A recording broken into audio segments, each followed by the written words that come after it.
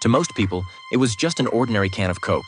But in Mike's eyes, it was the key to breaking out of prison. In a mere 5 seconds, he chugged down a whopping 22 pounds of Coke, then immediately followed it up with 10,000 picture-perfect push-ups. For the next 3 days and nights, he held it all in, refusing to use the bathroom. As the Coke bubbled and churned in his stomach, Mike made a beeline for the cafeteria and wolfed down a massive pile of KFC.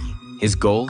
To projectile vomit all over the warden's shoes during the next inspection. The pissed-off warden, without a second thought, shipped Mike off to the infirmary. But as the nurse was hooking him up to an IV, Mike was clutching his stomach, claiming he was in agonizing pain and needed to use the John ASAP. Not wanting a bed covered in chunks, she had no choice but to send him with an inmate janitor as an escort. Little did she know, this prisoner was one of Mike's partners in crime.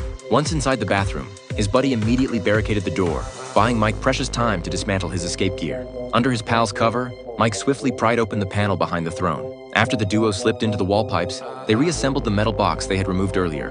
The two then snuck into the prison storage room and hauled out a casket board they had previously rigged up. After securely attaching it to the undercarriage of the prison van, they crawled inside. But just when they thought they were home free, the guards suddenly launched a routine sweep. For 3 days straight, they combed every nook and cranny but failed to detect anything fishy. It wasn't until the van rolled into a gas station that the pair calmly emerged from beneath the coffin, hopped into a waiting Rolls-Royce, and made their getaway.